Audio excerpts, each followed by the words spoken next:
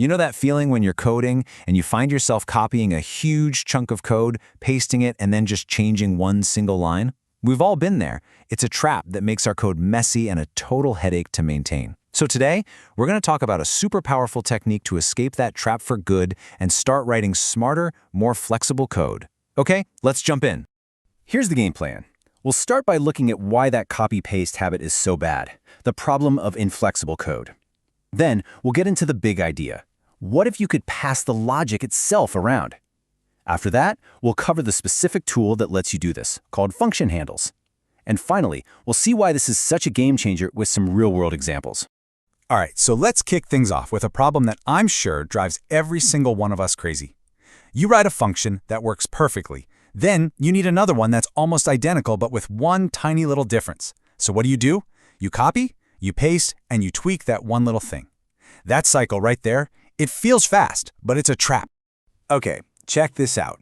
On the left, we've got a function to add up a list of numbers. On the right, one to multiply them. Just look at them. The setup, the loop, the way it goes through the list, it's all the same.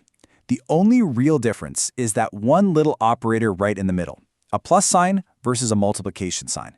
Everything else is identical. I mean, seriously, these things are like 90% the same code. And that, right there, is a huge red flag. Why? Because now if you find a bug in that logic, guess what? You've got to fix it in two places. If you want to add a new feature, yep, you're doing the work twice. It's inefficient and it's just asking for trouble. It's a sign that there's a much smarter way to build this.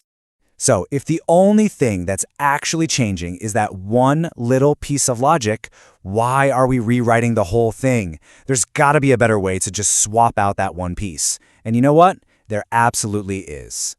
And that leads us to this really cool, kind of mind-bending idea. What if instead of passing data into a function, you could pass in the logic? What if a function could accept another function as one of its inputs? In the programming world, this is called a higher-order function. And trust me, it is a total game changer. So what does that actually mean? Well, think of it this way. You're giving your function a brain transplant on the fly. You're not just handing it data like a number or a piece of text. You're handing it a whole other set of instructions, a whole other function, and telling it, hey, when you get to this specific spot, run these instructions. It lets you customize what the function does without ever rewriting it. And this machine analogy is the perfect way to picture it. Step 1, you build a generic machine. This is your main function, the one that does all the boring, repetitive work like looping through a list. Step 2, you intentionally leave a slot open, a space designed to fit a specialized tool. And then step 3, the cool part. You just plug in whatever tool you need.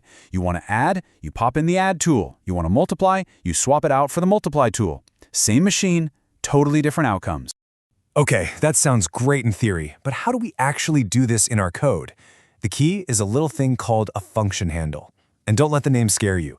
It's really just like a variable. But instead of holding a number or a string, it holds an entire function, letting you pass it around like any other piece of data.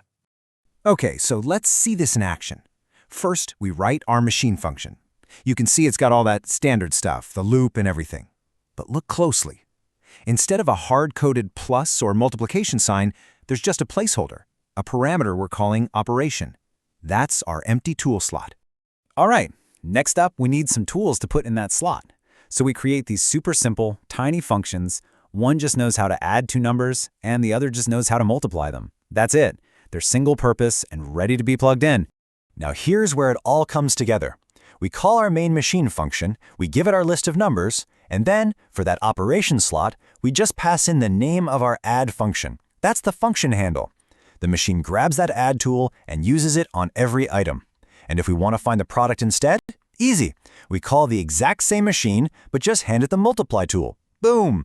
Same code, completely different behavior. This really gets to the heart of it. It's a total shift in perspective. You're not thinking about writing a whole new monolithic function for every little variation anymore. Instead, you're just building a flexible system and plugging in new behaviors when you need them. So why does all this matter? I mean, this isn't just some neat party trick for programmers. This one concept, once it clicks, will literally change the way you write code. It's about moving from building rigid, brittle code to creating something truly flexible and powerful. And once you get this pattern, you'll start seeing it everywhere. You know, when you click a button on a website, that's an event listener that was probably passed a function telling it what to do. Sorting a list based on some weird custom rule, you're passing in a comparison function. Building a data processing pipeline, it's all about plugging in different functions to filter, map, and transform. It's absolutely fundamental. So let's just break it down, side by side. The difference is night and day. Before, with hard-coded logic, your flexibility is super low. Afterwards, it's sky high. Reusability goes from practically zero to through the roof. And my favorite part? The lines of code plummets because you're not duplicating everything. This makes your code so much easier to maintain. It really is a win-win all around. The big takeaway here is this. You're separating the what from the how. You write the how, the general framework, the loop, the boring stuff, just one time. And then you can change the what, the specific logic it executes, infinitely, just by plugging in new little function handles. So I want to leave you with a challenge. The next time you're deep in your code, pause and look for it. Look for those places where you've hard-coded a specific calculation or a rule right in the middle of a bigger function. And ask yourself, where is the hidden logic in my code? What piece of this could I pull out and just pass in as an argument instead? Because finding those opportunities, well, that's when you start writing truly elegant and powerful code.